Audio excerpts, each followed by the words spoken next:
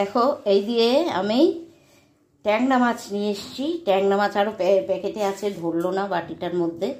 হ্যাঁ, তো ট্যাংরা মাছ দিয়ে আজকে এই যে সবজি, আলু, মূলো আর পেঁয়াজ কলি দিয়ে, টমেটো দিয়ে আমি করব চচ্চড়ি।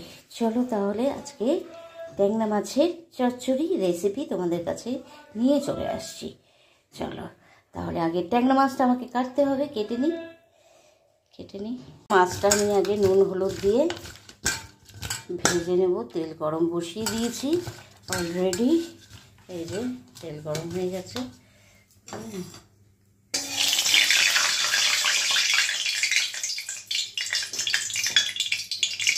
এরপর মাছটা ভাজার জন্য দেব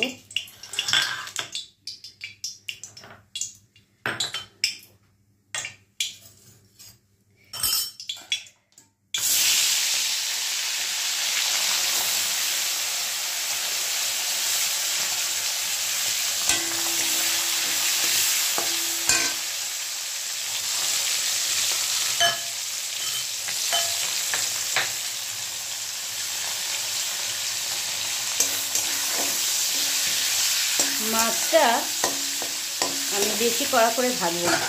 চচ্চড়ির মাছ কিন্তু কড়া করে একদমই ভাজবো না। তো মাছটা একটু ভাজা হোক হালকা মতন, আমি তুলে নেব। আমি এই যে ভেজে নিয়েছি এইভাবে, বেশি কড়া করে ভাজিনি, হালকাই ভেজেছি। আর তার মধ্যে দিয়ে দেবো কালো জিরে ফোড়ন, 1 চামচ মতন কালো জিরে ফোড়ন দিলাম, কাঁচা লঙ্কা ফাটিয়ে দিলাম,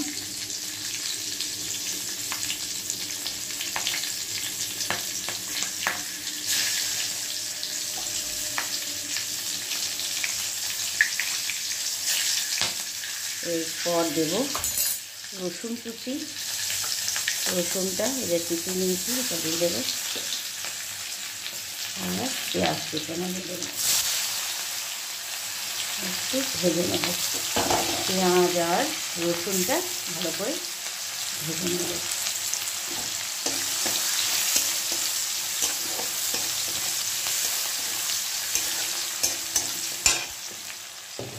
অবশ্যই এইভাবে চচ্চড়ি করবে, দেখবে খুব ভালো লাগবে। চচ্চড়িটা একদম এক এক রকম সব। আর শীতকালের সবজি ভালোই লাগবে। মূলো অবশ্য সবকালে সব কিছু এখন পাওয়া যায়, অ্যাভেলেবেল হয়ে গেছে সব জিনিসই। কিন্তু শীতের সবজি সেটা টেস্টই আলাদা। শীতের সময় যেটা ফলন হয় সেই ফলনের টেস্টই আলাদা হয়। তো চলো, পেঁয়াজটা আমার মোটামুটি লাল করে ভাজা হয়ে গেছে। আর এর মধ্যে দিয়ে দেবো আলু, মূলো কেটে রেখেছিলাম, কেটে ধুয়ে রেখেছিলাম, দিয়ে দেবো।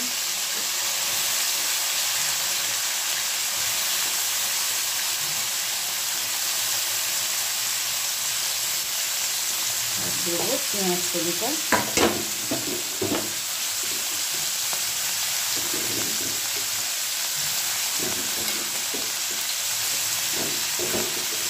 আর এটাকে ভালো করে আমি কিন্তু ভেজে নেব পেঁয়াজটাকে আর পেঁয়াজের সাথে।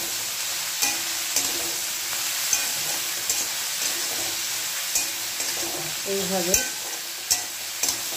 পেঁয়াজ কলি চচ্চড়ি, পেঁয়াজ কলি, মূলো, আলু দিয়ে এইভাবে চচ্চড়ি খেতে কিন্তু ভীষণ ভালো লাগে।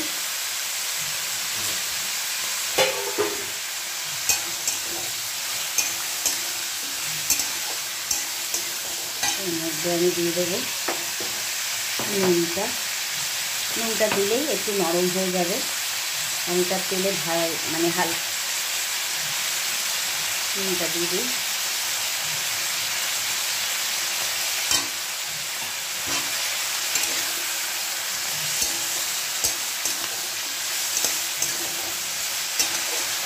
নুনটা দিলেই জল বেরোবে, তাতে কিন্তু অনেকটাই সবজিটা সিদ্ধ হয়ে যাবে সেই জলে।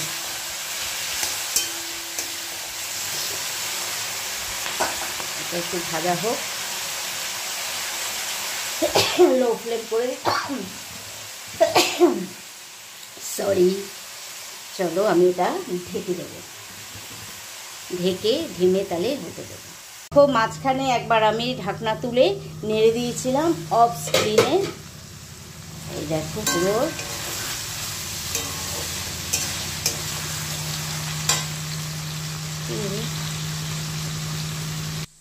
আমি ঢাকনাটা তুলে দিয়েছি।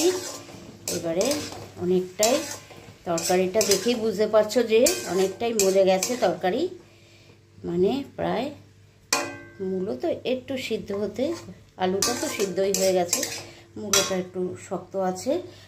আর এর মধ্যে দিয়ে দেবো হলুদ গুঁড়ো, লঙ্কার গুঁড়ো,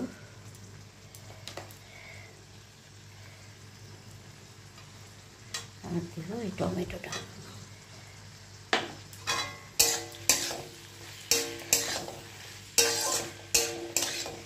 দিয়ে ভালো করে আরও 5-7 মিনিট আমি কষিয়ে নেব মশলাগুলো দিয়ে। আর কোনো মশলা আমি দেবো না এর মধ্যে, শুধু এই দিয়েই চচ্চড়িটা করব। একদম চচ্চড়িটার স্বাদটা অপূর্ব হবে।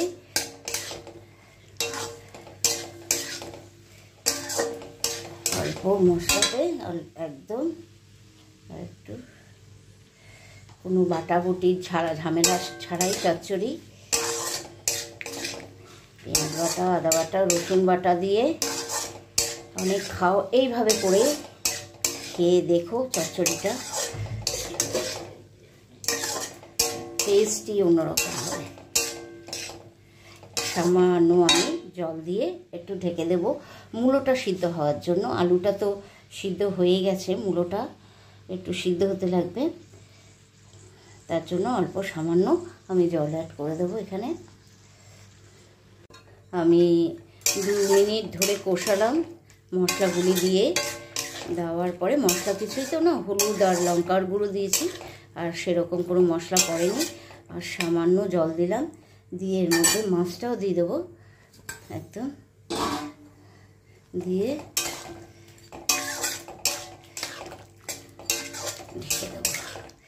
ঢেকে দিলে একদম সিদ্ধ হয়ে যাবে। মিডিয়াম ফ্লেমে রাখলাম। দেখো চচ্চড়ি হয়ে গেছে, একদম তেল বেরিয়ে এসছে। এরপর আমি ধনে পাতাটা দেব একদম,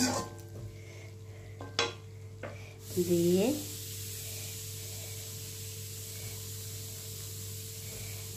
পুরো ধনে পাতাটা দিয়ে নেড়ে নামিয়ে নেব। তারপর ফাইনাল লুক নিয়ে তোমাদের কাছে চলে আসছে।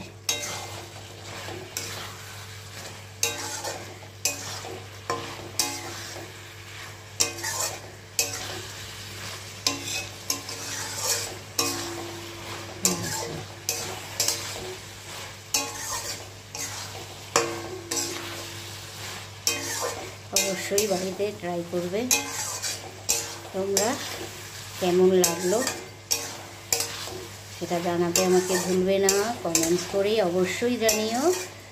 আর তোমাদের কমেন্টস আমি কিন্তু পড়ি, যদিও আমার এখনও রিপ্লাই দেওয়া হচ্ছে না কমেন্টসের, আমি অবশ্যই তোমাদের রিপ্লাই দেব। একটু প্রবলেম হচ্ছে আমার, যার জন্য আমি তোমাদের কমেন্টের রিপ্লাই আমি 3 সপ্তাহ ধরে দিতে পারছি না। দেব অবশ্যই রিপ্লাই সবাইকেই। অনেকেই এসছো নতুন নতুন বন্ধু, যারা নতুন বন্ধু হচ্ছ না, তাদের কাছে একটা রিকোয়েস্ট, তোমরা যদি আমার কমিউনিটিতে একটু লেটার দিয়ে দাও না, আমি তাহলে তাড়াতাড়ি তোমাদের কাছে পৌঁছে যেতে পারবো, জানো তো। ভিডিও মধ্যে ঢুকে কমেন্ট দেখে বন্ধু খুঁজে খুব অসুবিধা হয়, সেটা বুঝেছো তো। তোমরা যদি বন্ধু হও আমাকে কমিউনিটিতে এসে লেটার দাও, অবশ্যই তোমাদের কাছে আমি একদম দেন আমি পৌঁছে যাচ্ছি। তোমরা এটা করো আমার সাথে। আর চলো এবারে আমি গ্যাসটা অফ করে দেব, অফ করে দিচ্ছি। তেল একদম বেরিয়ে গেছে, একদম চচ্চড়ি ডান হয়ে গেছে। আমি নিভিয়ে দেবো এবং তোমাদের কাছে ফাইনাল লুক নিয়ে চলে আসছি। হয়ে গেছে একদম চচ্চড়ি কমপ্লিট, ভাত দিয়ে খাওয়ার জন্য তৈরি হয়ে গেছে। কেমন লাগলো অবশ্যই আমাকে জানিও। আর ভালো লাগলে লাইক অবশ্যই একটা লাইক, আর তার সাথে সাথে বাবিনের রান্নাঘর চ্যানেলটিকে সাবস্ক্রাইব করে পাশে থাকা বেল আইকনটি প্রেস করে দেবে। সময় মতো সব নোটিফিকেশন তোমাদের কাছে আগে পৌঁছে যাবে। আর এরকম নিত্য নতুন রান্না নিয়ে তোমাদের কাছে আমি চলে আসব। তার জন্য অবশ্যই বেল আইকনটি প্রেস করে রাখতে হবে, দেখার জন্য আগে নোটিফিকেশন তোমাদের কাছে যাবেই। আর চলো তাহলে আজকের মতন টাটা, সাবধানে থাকবে আর সবাই খুব ভালো থাকবে। আমি শিগগিরই আবার তোমাদের কাছে রান্না নিয়ে বা ভ্লগ নিয়ে চলে আসছি।